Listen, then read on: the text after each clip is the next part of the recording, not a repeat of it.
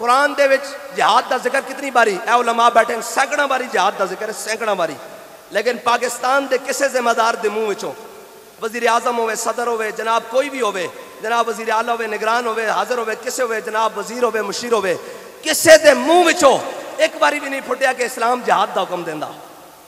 اور قرآن کہندا یا ایھا النبی جاہد الکفار والمنافقین واغلظ علیہم ومأواہم جہنم وبئس المصیر اے میرے حبیب اپنے غلاموں نو جہاد واسطے ابھارو انہوں نے تیار کرو جہاد واسطے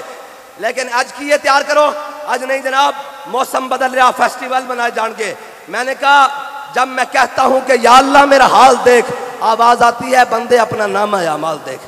آج اسی ایویں نہیں مارے جا رہے پوری دنیا ہوتے جس دا جو دل کردا یار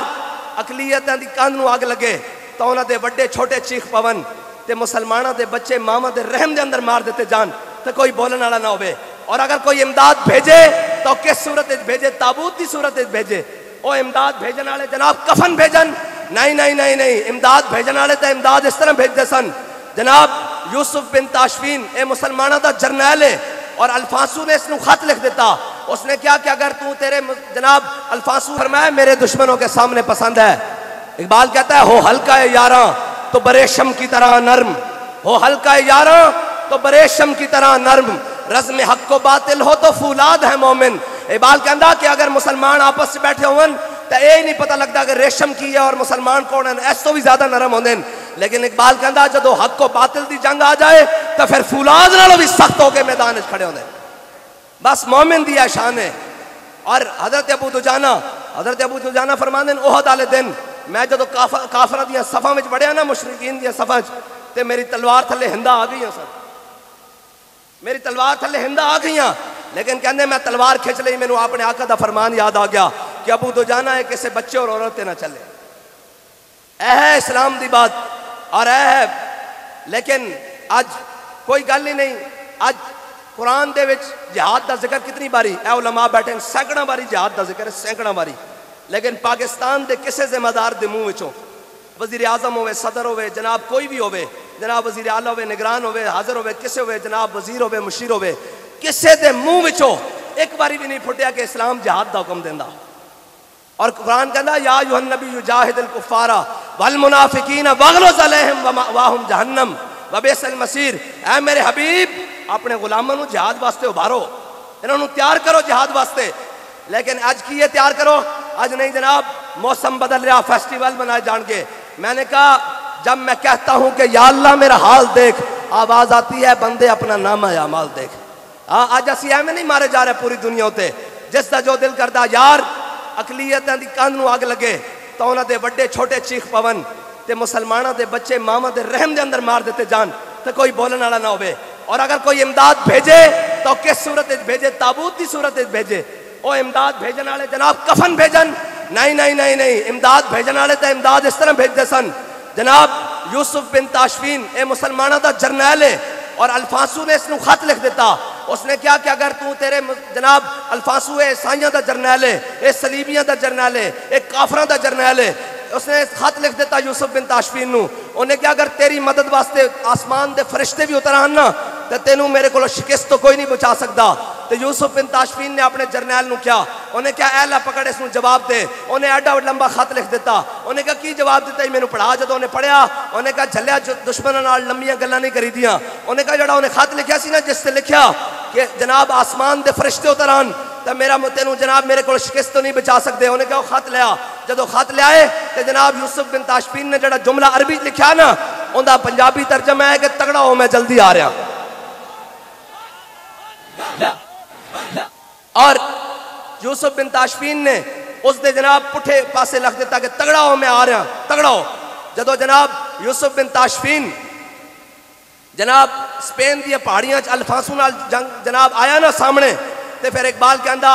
کافر ہے تو شمشیر پہ کرتا ہے بھروسہ مومن ہے تو بے تیغ بھی لڑتا ہے سپاہی اے اقبال گپ نہیں ماری اسا مومن بے تیغ لڑتا سپاہی بیکھیا فیض آباد ایک بے تیغ لڑیا کہ نہیں لڑیا ساڈا امام دس گیا یہ رضا کے نیزے کی مار ہے کہ ادب کے سینے میں غار ہے میں کہا تینوں نہیں بچیا کہندا حافظ کیوں لکھا میں نے کہا تو حافظ تا جناب اسی حافظ تو ہے ہی سننا وہ حافظ تو ہے ہی سن اور محافظ قرآن بھی سن. ہاں تینوں درد ہے وے مینوں اے دسو پاکستان دے بڑے عہدے تے بیٹھے ہوئے نوں اگر حافظ لکھیا جناب پسند نہیں حافظ لکھیا برداشت نہیں ہو سکتا وہ یہ ویکھ سکتے ہیں کہ پاکستان دے تخت تے کوئی محافظ قرآن بیٹھے ہوگے. ہاں یہ سارے کفر دے جناب اقبال کہندا اٹھا کر پھینک دو باہر گلی میں. اے اسی جرمدار نہیں اسی گل کر سنا سکتے ہیں. اقبال کہندا اٹھا کر پھینک دو باہر گلی میں نئی تہذیب کے انڈے گندے ہیں. ایک گندا انڈا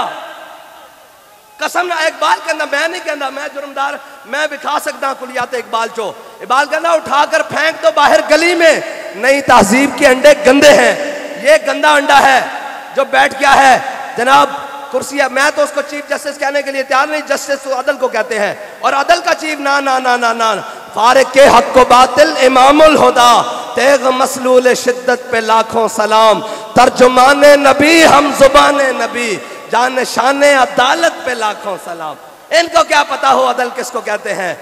ان کو کیا پتا ہو عدل کس کو کہتے ہیں. عدل تو اس کو کہتے ہیں کہ مولا کائنات قاضی شرح کی عدالت میں دعویٰ کر دیں کہ یہ ذرہ جو یہودی کے پاس ہے یہ میری ہے تو قاضی شرح کی عدالت میں مولا کائنات خود پیش ہو جائیں. اور کون پیش ہو جائے کون پیش ہو جائے مرتضی شیر حق اشجع الاشجعین ساقی شیر و شربت پہ لاکھوں سلام ماہی رفض و تفضیل و نصب و خروج حامی دین و سنت پہ لاکھوں سلام. ہاں جی اور اب حضرت مولا کائنات خود پیش ہو جائیں اور قاضی شرح کہیں ہاں جی جناب علی بتائیں جناب مولا کائنات بتائیں یہ ذرہ کیسے ہے آپ کی. آپ نے فرمایا میں نے فلاں سے خریدی تھی. اس نے کہا آپ کے پاس کوئی جناب گواہ. فرمایا میرے پاس میرا غلام کمبر گواہ ہے. اس نے کہا جناب مولا کائنات جن کا کلمہ آپ نے اور میں نے پڑھا ہے ان امام الانبیاء نے فرمایا ہے غلام کی گواہی جناب آقا کے حق میں قبول نہیں. مولا کائنات نے انہوں نے کہا جی آپ کے پاس کوئی اور گواہ. فرمایا میرے پاس امام حسن گواہ ہے. انہوں نے کہا انہیں آقا مولا نے فرمایا ہے کہ بیٹے کی باپ کے حق میں گواہی قبول نہیں. انہوں نے کہا کوئی اور گواہ. مولا کائنات نے فرمایا میرے پاس اور کوئی گواہ نہیں ہے. اور اس نے قاضی شرح نے کہا یہ جناب ذرہ یہودی کی ملکیت واپس دے دی. اور جب یہودی نے ذرہ اپنے ہاتھ میں دیکھی نا تو اس نے کہا یار یہ کیا ہوا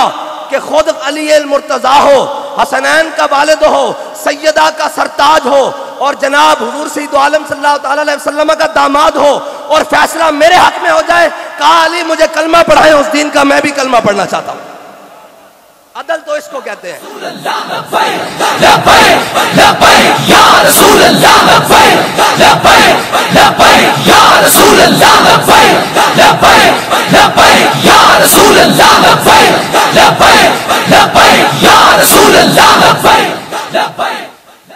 اور